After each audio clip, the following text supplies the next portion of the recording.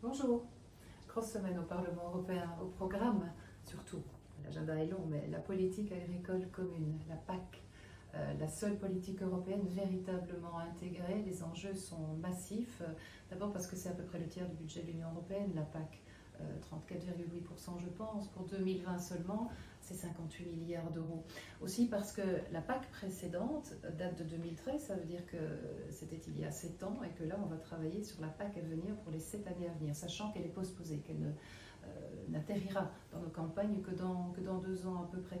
Et puis aussi parce que cette nouvelle politique agricole commune, eh bien, elle est pensée pour répondre à tous les changements de ce monde. D'abord la lutte contre le changement climatique, bien évidemment, le changement qui est celui des exigences et des demandes répétées des consommateurs, des demandes qui évoluent, et puis aussi la réalité d'un métier qui aujourd'hui, d'un magnifique métier qui aujourd'hui est en pleine évolution, certains disent révolution, et bien souvent en crise en réalité. Moi je lisais les chiffres cette semaine, j'ai beaucoup lu bien évidemment.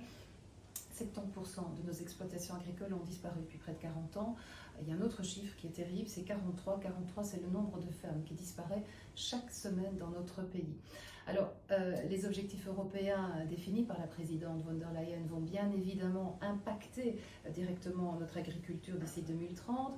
Ces objectifs, c'est la réduction de 50% de l'utilisation et des risques des pesticides, c'est l'affectation d'au moins 25% des terres agricoles de l'Union à de l'agriculture biologique. Est-ce qu'on doit en faire plus ? C'est probable.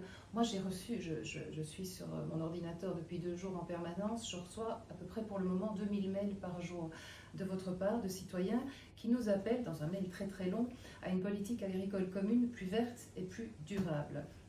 Alors, ils ont raison de dire qu'on doit verdir notre agriculture, qu'il est essentiel de développer par exemple les filières de produits locaux, de mettre fin aussi à l'homogénéisation de certains modèles agricoles. D'un autre côté, ce qui est essentiel, c'est que ces réformes, elles doivent se faire avec nos agriculteurs et pas contre eux. Leur métier premier, il est et il sera toujours de produire et de nous nourrir, de nourrir le monde. Il faut donner envie aux jeunes d'apprendre ce magnifique métier. Le paiement jeunes agriculteurs qui est prévu par la PAC pour les moins de 40 ans va bien évidemment y contribuer. La PAC doit aussi assurer aux agriculteurs un revenu minimal garanti. C'est l'objectif des aides directes qui couvrent jusqu'à 40% du salaire poche d'un agriculteur wallon, de tous les agriculteurs, les jeunes agriculteurs européens. Voilà, c'est de tout cela dont il s'agit. On a la proposition de la Commission, on a maintenant 3 rapports et 3 rapporteurs européens, dont Jérémy Desserles pour notre groupe Renew, qui ont travaillé d'arrache-pied depuis 2 ans sur cette question. On a 14 bon, je suis fatiguée aussi, vous voyez, 1400 amendements sur la table, dont 200 déposés par la Commission de l'Environnement. Du boulot donc, on commence à voter remote, online, comme tout ce qui se fait au Parlement européen, comme chez vous, à partir de 14h30, et on vote pendant 3 jours. Je vous en reparle.